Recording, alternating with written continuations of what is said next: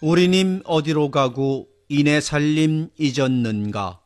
강강수월래 철창을 집어들고 싸움터로 가시었나.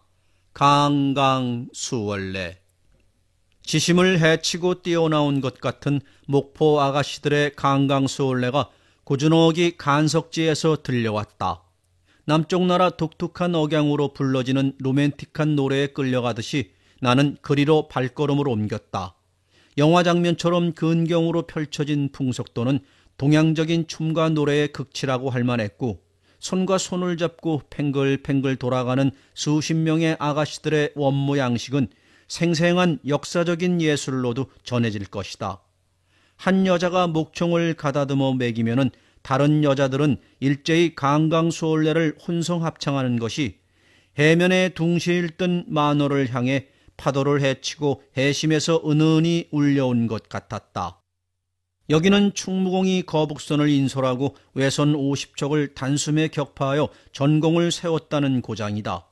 민족의 슬기를 예천하고 고양하는 강강수월래는 그전이나 지금이나 추석 명절날이면 자발적으로 불려왔고, 또한 고유한 민족예술로 형상화된 것이다. 그렇지만 나의 이미지는 17년 전 그 당시로 날개치고 가는 것이었다. 그것은 강강수월래를 부르는 무리 속에 어쩌면 정수기도 끼어 있을 것 같은 착각에서였다.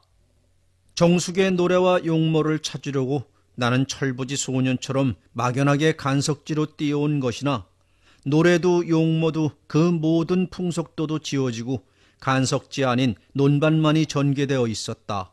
17년의 세월은 바다가 토지로 변하듯이 나의 사랑도 변모되어 그 사람은 가고 그 사랑만 허공에 머물러 있는 것이었다.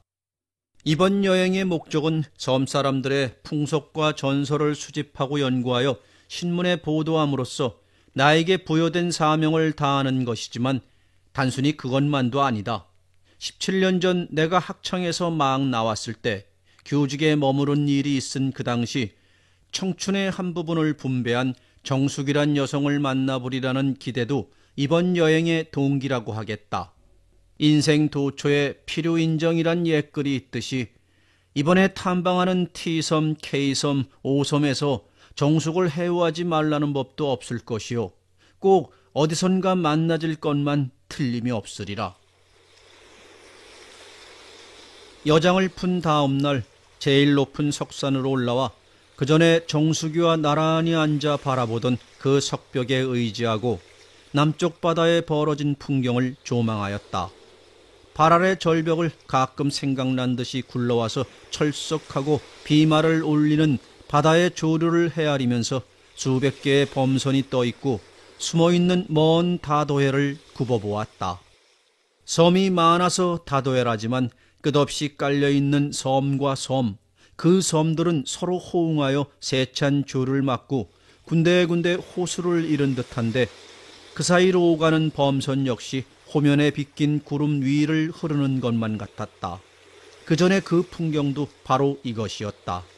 정수기도 물 위를 떠가는 것이 아니고 구름 위를 날아가는 것 같아 하였고, 거울처럼 잔잔한 해면을 미끄러가는 범선과 남자색 물결을 차고 나르는 갈매기를 보고 우리도 갈매기처럼 자유롭게 살고 싶어 했던 것이다. 정숙은 여교사였다. 하지만 폐병 초기로 분필가루를 피하듯이 학교를 그만두고 직조공장 사무원 노릇을 했었다. 하지만 그녀의 폐병은 분필가루에서 생겨난 게 아니고 선천적 유전인지도 몰랐다.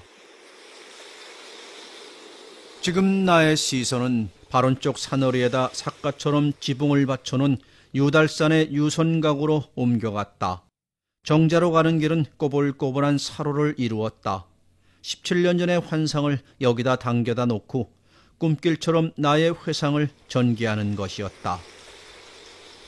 검정 치마를 입은 처녀와 캡을 쓴 청년이 청춘을 구가하면서 사로를 지나 유선각으로 가서 산 밑에 깔린 도시를 굽어보면서 장래의 이상을 논하고 서로 부둥켜 안고 정열을 교류하는 환상, 아니 그런 실제했던 장면을 회상하였다. 2시간 후에 우리들은 목포거리로 내려갔다. 얼굴이 익은 갈매기 찻집을 찾아가서 레코드를 틀었다. 웅장한 명곡보다 쇼팡의 달콤한 음악을 골라 걸게 하고 해가 지고 밤이 오기까지 자리를 떠날 줄 몰랐다. 사랑은 짧으나 활짝 타서 식어지기까지의 시간은 정녕 무시되는 것이었다. 정숙은 목포를 떠나야만 할 사정이 생겼다. 그의 가을이었다. 벌써 오래전부터 직조 공장이 술렁거렸다. 임금 때문이었다. 10시간 고된 일에 허덕이던 여직공들이 시간 단축보다도 임금 인상을 요구한 것이었다. 회사 측은 주동자 3명의 목을 잘랐었다. 그러자 해고 직공의 복직과 더불어 임금 인상을 관철하는 파업이 남녀 사원까지 휩쓸고 총파업하게 되었다. 높은 굴뚝에서는 연기가 나오지 않고 기계들은 정지되었다. 공산당의 조종이 있다하여 수십 명을 잡아갔다.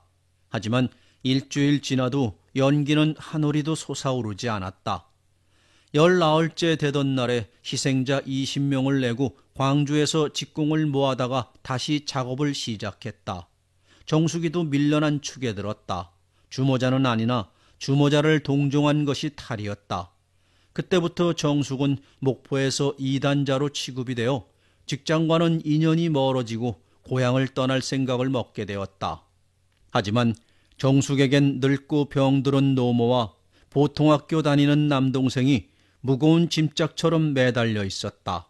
집도 초라하여 담이 무너진 채로 손질을 못하는 판국이었다. 폐병으로 죽은 아버지가 그의 총재산의 절반쯤 깎아먹고 또 역시 어머니마저 늑막염인지 폐병인지 분간 못할 병으로 물려준 재산을 다 털어쓰고 정숙이의 손을 바라보고 살고 있었다. 그전부터 노모는 입원 치료해야 고질이 된 병을 고치든가 아주 사형 선고를 받든가 양단 간의 끝장이 난다고 하였다. 노모로서는 자기도 괴롭고 딸도 희생시키는 수술 따위보다 독약을 마시고 끝장내고 싶었다. 하지만 생목숨을 끊을 수가 없어 누워서 죽는 날만 고대하였던 것이다. 하루는 이웃집 노파가 행뚱거리면서 찾아와서 정숙의 중매를 든다고 수다를 떨었다. 부자 서방이 정숙을 탐낸다는 것이었다. T섬의 갑부로 고깃배 수십 척의 토지와 살림을 소유하고 T섬 전체가 그 사람 것이라고 했다. T섬의 주인이라면 황갑부에 틀림없었다. 황갑부에게는 마누라가 있지 않느냐. 치사하다고 이런지하에 거절했는데 병신 마누라쯤 개의할 것 없다. 황진사의 돈주머니만 단단히 잡고 늘어지기만 하면 천냥만냥 다 굴러떨어진다는 것이었다. 정숙은 입술을 오므리고 듣고만 있었고 노모는 처음부터 여우의 요술이라고 상대도 하지 않았는데 며칠 후에 정숙은 결심했다. 재물이 되어도 상관없을 거라고 사랑과 인생을 체념하였다. 어머니를 죽여서는 안 돼. 동생도 불행을 만들어서는 안 돼. 불행한 일가를 구하는 것은 거룩한 인간 정신이야. 신은 황갑보다, 구세주는 황갑보다. 거룩한 희생자가 될 정숙의 사고방식은 현실과의 타협, 생활의 합리화, 자동적인 운명의 창조라고 믿게 되었다. 그날은 드디어 다가왔다. 가을볕이 쨍쨍한 날이었다. 정숙은 조그만 보통이를 들고 보리밭을 넘실거리는 맥파에 치맛자락을 날리면서 걷고 있었다. 간석지를 지나 해변가를 돌기까지 묵묵히 걷고 있었다. 운명에 끌리는 인간의 허탈한 모습이라고 할까?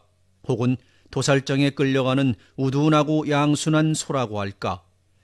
나는 정숙의 뒤를 따라가고 있었다. 애달픈 마음으로 정숙의 불행한 운명을 조상하면서. 선창가에 이르기까지 그도 나도 벙어리처럼 한마디 못하고 가는 사람을 붙잡지도 놓지도 못하는 심경이었다. 부두는 혼잡했다. 날마다 같은 인간들의 같은 생활이 반복되었다. 어부, 행상꾼, 떡장수, 엿장수, 뱃사공, 다도에서 모여온 사람 또는 T섬으로 가는 사람, 부두 노동자들, 이렇게 웅성거렸다. 또한 인간의 복잡한 생활의 싸움이 벌어졌다. 팥줄소 순사의 꼬라! 막아! 의 호통과 거추장스러운 칼자루 소리가 절그럭거렸다. 생선 썩은 구린내에 소금이 절은 찝찝한 냄새가 바닷바람을 타고 창고와 점포와 길바닥을 휩쓸고 번지고 구역질을 내게 했다. T섬으로 가는 큰 목선이 부두에서 출발을 대기하고 있었다. 환갑부의 목선이라고 짐작되었다. 그러자 매파가 행뚱거리며 다가와서 수다를 떨었다.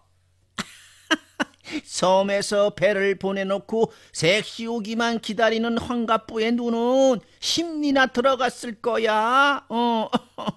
본 마누란 아들 집에 쫓아보내놓고 사랑방에다가 신방을 꾸미고 뒷짐지고는 대문을 들락날락 할 거라고. 나는 정숙을 향해 입을 떼었다. 나도 내일은 서울로 돌아가려오. 길이 행복되기만 빌겠소. 그럼 할 말은 많건만 입술을 깨물어 말을 죽여버렸다. 정숙은 목선을 탔다. 닷조를 사리고 삐거덩 젖는 노가 땡볕을 희롱하는 물결을 헤집으며 뱃머리는 돌려졌다. 그 다음 돛을 활짝 올려 비스듬히 새바람을 안고는 부두에서 멀어갔다. 정숙을 보낸 나는 그 길로 갈매기 찻집으로 찾아가 구석자리를 차지하고 깊은 수심에 잠겨 있었다. 그 전에 이 자리에서 정숙이와 세레나데 같은 감미로운 음악을 들으면서 나의 사랑을 고백하였고 결혼까지의 앞일을 의논하지 않았던가. 나는 고개를 숙이고 가슴을 웅크리고 눈물을 떨어뜨렸다.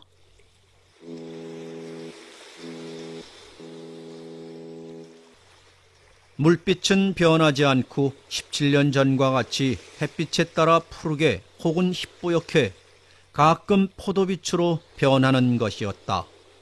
엔진 소리가 쿵쿵거렸다. 손실은 답답했다. 나는 연락선 갑판으로 올라가서 굽어보니 바닷물빛은 깊을수록 검고 푸르렀다. 먼 바다의 높은 물결이 밀려와서 선복을 치고 유리조각처럼 부서질 때 선체는 희우뚱 몸부림을 쳤다. 낙엽처럼 흩어진 300여 개의 섬과 섬, 그 모퉁이를 돌아갈 때 가까운 등대를 바라보기도 하고 갈매기 나르는 허공을 쳐다보기도 하는 동안에 나의 머릿속에는 정수기가 한없이 그려졌다.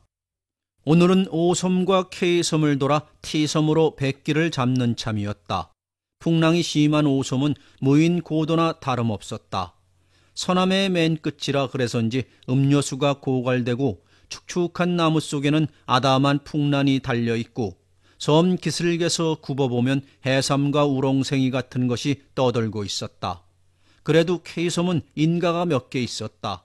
해변에 밀려온 모래가 고왔고 유리 만드는 소재로 우량한 품질을 가진 거로 외국 공업자의 침을 삼키게 한다는 것이다. 이조 시대는 유형지로 이름이 났고 K섬에서 종신을 마친 대신들도 있다는 것이다. 가까이 가보면 얼마나 클까. 수평선에서 분수처럼 물을 뿜으며 도망치는 기선 같은 고래도 보였다.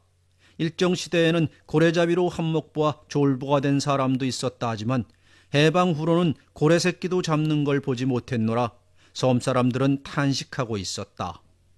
목포까지 3시간 걸린다는 T섬을 바라보게 된 것은 그날 오정 때였다. 수심이 깊은 먼 바다의 정박한 연락선에서 피켓보트를 타고 T섬 입구로 들어갔다.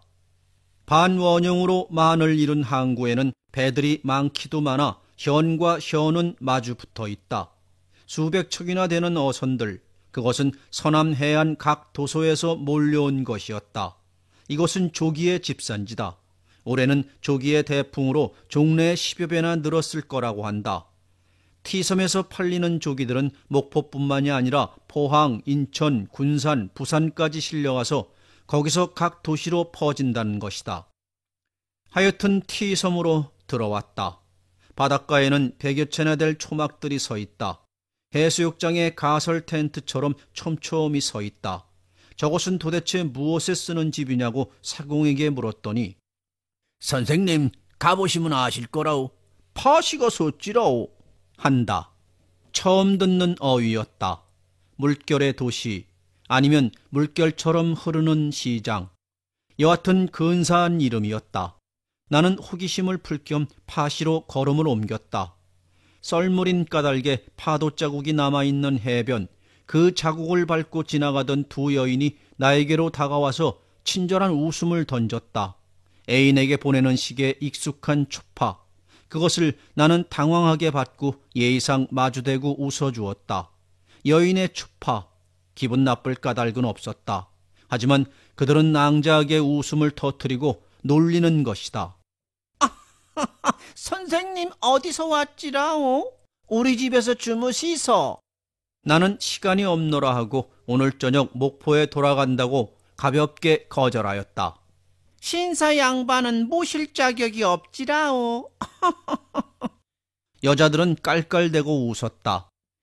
선생님, 호텔 아니면 파시에선 못 자는 기요.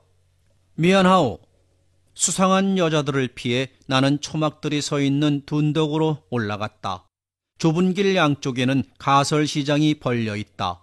양복장사, 고무신장사, 조끼장사, 천장사 등 나란히 서 있고 가위를 잘그락거리는 엿장수도 한몫 보고 있었다. 또한 초막 속에서는 노래와 장구 소리가 흘러나왔다. 술 파는 계집들의 간드러진 목소리도 들렸다. 이 소박하고 원시적인 파시는 조기 시절의 부산물이며 술 파는 계집은 사나운 백군들의 유흥 대상이었다. 뱃사람들은 바다에서 고기를 잡아서는 파시에다 몽땅 뿌린다는 얘기다. 나는 티섬이라면 정숙을 생각하게 되었다. 티섬의 환갑부를 찾아가면 정숙을 만나질 것이라. 17년 만에 만나는 애인의 변모를 상상하면서 발길을 옮겨나갔다. 술집 어귀에는 그럴싸한 계집들이 많다. 지나가는 사람들을 일일이 눈여겨보고 술과 계집의 개거리든 사내를 잡으려는 수작들이다. 뱃사람들은 오랜 해양 생활에서 풀려 무태 오르면 술을 마시고 계집을 희롱하는 버릇이 있다. 남정네 들어오시소. 경상도 서울서 온 이쁜 색시도 있지라오. 노골적인 언사로 손목을 끄는 계집도 있었다. 맛 좋은 술까지 곁들여서 하룻밤에 얼마요, 1시간에 얼마면 재미를 본다고 흥정을 붙이는 계집도 있었다. 대개 뜨내기 갈보로 경상도나 충청도나 전라도에서 시세가 없어지고 파시로 전락한 여인들이었다. 아주 젊은 아편장이 여자도 있고 고울근 눈썹을 그린 늙은 할머니도 있었다. 성에 줄인 사나이란 젊고 늙은 것이 문제가 아니고 성을 충당하는 기구로 대상자를 선택하는 것이다. 한두 집 초막을 기웃거리다가 발꿈치를 돌렸다. 나는 성에 줄인 사람은 아니고 단지 그네들의 수상한 생활을 관찰하는 것이 목적이었다. 그래서 어떤 집 문간에서 내부를 기웃거렸더니 젊은 계집이 눈웃음을 치면서 반색을 한다. 손목을 잡기까지 한다. 들어와 놀다가 있어. 선생님 같은 멋쟁이는 대환영합니다. 하고 토방 안으로 끌어들인다. 마귀 같은 여자, 무덤 같은 집이었다. 마치 돼지우리처럼 사옥환을 막아놓은 토방엔 휘장을 두리워도 흙냄새가 풍겨왔다. 하지만 나는 검정 휘장을 들치고 방 안으로 쑥 들어섰다. 술상이 나왔다. 술맛이 동하지 않아 두어 잔 마시고는 계집에게도 권했다. 그리고 말을 붙였다. 당신네들은 어디서 왔소? 목포까지 왔다가 여기 경기가 좋다기에 배 타고 왔지라오. 언제 돌아가요? 여기서 영구히 살게 되나? 또 떠나가야지요. 조기철만 다 하면 어디든지 가지라오. 떠돌아다니는 신세군요. 이 집은 당신들의 자영인가? 주인이 따로 있지라오. 하루 얼마란 값을 정하고 왔다는 것이다. 이를테면 성기를 제공하는 고용인으로 주인과 계약된 몸이었다. 허수아비 인간들. 술맛조차 달아나고 말았다. 나는 자리를 뜨려고 술상을 물리는데 막 휘장을 쳐들고 들어오는 여자가 있었다. 35, 6세쯤 될까? 몹시 여윈 여자였다. 벗어진 이마, 오똑한 코, 오목한 눈, 가는 눈썹 속에 박힌 점. 그렇다. 그런 점은 정숙에게도 있지 않았던가. 우연한 해우이고 매우 놀라운 일이었다. 예, 넌 나가고 매실주 한 대 보내라. 매실주래야 입맛이 돌 거야. 하는 목소리가 거칠게 변했다. 갈보, 파시의 갈보. 그러나 그 갈보는 부르조아의 첩이었던 정수기가 파시로 흘러온 것이었다. 1시간에 50원짜리, 하룻밤에 200원짜리 허수아비 인간으로 살코기를 팔고 있는 것이었다. 이 처절한 인간 종말을 발견한 나는 반가움보다도 울적하기가 짝이 없었다. 정숙이지요. 어떻게 된 거요? 나의 물음에 그 여잔 부끄러움 대신에 어처구니 없는 자학의 웃음을 지었다. 대강 짐작할 테죠. 국민학교 선생이던 제가 직조공장 여사무원에서 다시 황진사의 첩으로 또 이런 데서 살지 않으면 안 될 신세를 자랑해야 할까요? 그때 젊은 계집이 매실주 한 대를 들고 와서 술잔에 따른다. 한 잔씩 마셨다. 매실주 역시 입맛은 돋우지 못했다. 젊은 계집이 노랫가락을 구성지게 부른다. 그제서야 술맛이 좀 돌아났다. 정숙이도 나와 대작해준다. 옆방에서 성에 줄인 자의 계집 타령이 들려왔다. 젊은 계집이 저 곰 같은 작자, 벌써 일은 끝났는데도 또 불러. 내 몸이 쇳덩어리인 줄 아나. 하고 짜증을 내며 후딱 나갔다. 젊은 갈보가 나간 다음 정숙이는 입속으로 목포의 눈물을 부른다. 목소리도 통속적으로 변질되었다. 대강 짐작은 하건만 한마디 물었다. 정숙씨, T섬의 환갑부는 어떻게 된 거요? 정숙은 상처를 꼬집히는 게 싫은 모양이었다. 놀리지 마세요. 장님이 막대 없이 다리를 건너다가 물에 빠졌는거려. 막대도 안 가지고 자신 있다고 건너가다가 실수한 장님을 비유해서 정숙은 자기의 과거를 비웃는 것이다. T섬의 왕자 환갑부는 정숙을 첩으로 맞은 뒤에 몰락하기 시작했었다. 당신은 일제 마지막 고비로 어로 작업을 제대로 하지 못했다. 원양 어선은 징발당하고 어부와 뱃사공들은 징용으로 남방으로 몰아갔었다. 노동자가 없고 또 수지가 안 맞아 T섬은 나날이 황폐해갔다. 그런 중에 일본군 당국은 T섬을 해군기지로 사용하게 되었다. 즉 중국과 조선 사이에 끼인 T섬 일대는 전투기지로 유리한 위치였다. 그래서 환갑부의 T섬은 군사기지로 징발되어 무서운 전쟁 파동 속으로 뛰어든 것이었다. 환갑부는 T섬의 자원을 버리고 가족들과 함께 본토로 철거하였는데 일본은 대동아 전쟁에서 망하고 8.15 해방을 맞이했다. 일본이 물러가자 불안당들이 들고 일어나서 T섬의 군사시설을 뜯어가고 배들도 훔쳐갔다. 고도의 등대를 떼어갈 만큼 무정부 상태였으니 환갑분의 고래등 같은 기와집도 무사할 수 없었다. 난장판이 되었다. 환갑분에는 해방도 원수였다. 오랫동안 지켜온 재산을 잃은 것이 심리적으로 타격을 주어서 발병하고 말았다. 정숙은 환갑부가 망하고 죽은 뒤에 마지막 생활전선으로 뛰어들었다. 처음엔 카페 여급, 그 다음에는 색주가로 시세가 폭락, 나이 40을 바라보게 된 지금은 눈팡이를 따라 파시로 밀려왔다. 정숙의 이마에는 고생주름이 잡히고 눈시울은 더 움푹 들어가고 생기를 잃은 눈동자는 생활의 반영이라 할까 살기조차 머금었다. 탐욕과 살기를 띤 눈동자는 정숙의 미를 말끔히 지워버렸던 것이다. 인생은 허무하죠. 한 가지라도 이루지 못하는 것이 인생이죠. 그것은 경험으로 보아 무엇을 꼭 잡으려고 하는 순간 꼭 잃게 된다는 거지요. 그렇지만 전 흘러간 청춘을 퍽 재미있게 회상해요. 형구 씨 같은 사람과 연애를 한 그 시절이 참 좋았어요. 그런데 어떻게 여길 찾아오셨나요? 정숙이 이 꼴을 보려고. 거짓말. 전 다 알아요. 제가 20대에 그전처럼 젊은 가구 선 보려고 왔죠? 그렇기는 하지만 그렇다고 말하긴 곤란하다. 그보다도 전설을 수집하러 왔소. 그런데 정숙 씨는 확실히 변했군요. 변하고 말고요. 마음과 몸이 거칠 대로 거칠어졌으니까. 지금 제 군서방은 뱃사람이에요. 본래 환갑부의 고용인이었죠. 그 사람이 배 한 척을 물려가지고 배 주인이 됐죠. 어제 장다리 지조개 잡으러 섬으로 떠나갔는데 오늘은 아마 돌아올까 싶어. 이거 제 얘기만 듣지 말고 형구 씨도 좀 얘기하세요. 서울엔 알뜰한 색시도 있을 테죠? 몇 남매나 낳았을까? 그런 사생활 얘기는 그만두지요. 나는 그전에 정숙 씨를 생각하면 그만이요. 정숙 씨도 마찬가지로 그전에 형구만을 회상하오. 그것만으로 오늘의 상봉은 족한 것 아니요. 그 밖에 얘긴 시시하단 말이요.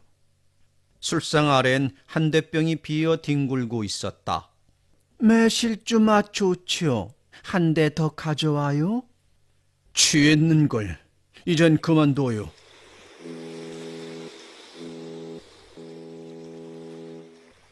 취중에도 고동소리만은 들렸다. 백고동에 이어서 닷줄 잡아 올리는 기계소리도 들렸다. 나는 저 배를 타야 한다. 저 배를 놓치고 보면 다음 연락선까지 16일간 기다려야 한다. 나는 술 취한 동작으로 간신히 일어났다. 정숙이도 일어났다. 하지만 곧 쓰러질 듯이 몸을 가누지 못했던 것이다. 밖에서는 비가 주룩주룩 내리고 있었다. 바다는 비구름에 폭 덮여서 하늘과 바다의 경계가 선명치 못했다. 그동안 조류에 따라 물이 밀려와서 배들도 출하하러 K섬 5섬 방면으로 가고 새로 T섬으로 들어온 배들은 닷줄을 풀고 있었다. 연락선을 타야 할 시간은 촉박했건만 우장을 갖추지 못한 나는 선뜻 초막을 나설 수가 없었다. 정숙이도 주룩주룩 내리는 한기를 바라보면서 떠나지 못할 거라고 하룻밤 묵고 가라고 붙잡았다. 그때 고무 우장을 한 뱃사람이 선뜻 문을 밀고 들어왔다. 정숙은 뱃사람을 보자 당황한 기색으로 벌써 오시오? 고기 많이 잡았어요. 말하고 나서 반색을 하는가 하면 뱃사람은 우장을 벗어 던지면서 오늘은 돌아오지 못할 줄 알았는데 고깃대들이 뜻밖에도 날 반겨줘서 일찌감치 일을 마치고 임자가 보고 싶어 그물을 거두고 말았구만. 바다에 자부심이 강한 사나이였다. 구릿빛 피부는 소금에 절은 것처럼 비늘이 돋고 굵은 손 육척장신은 직업의 탓, 쩍 벌어진 가슴패기도 바다의 왕자같이 생겼다.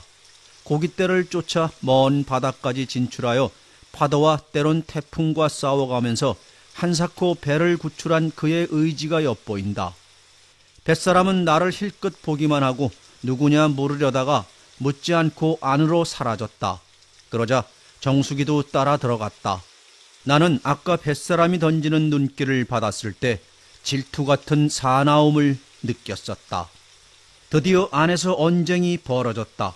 무슨 까닭인지 몰라도 나 때문이 아닌가 그런 예감이 들었다.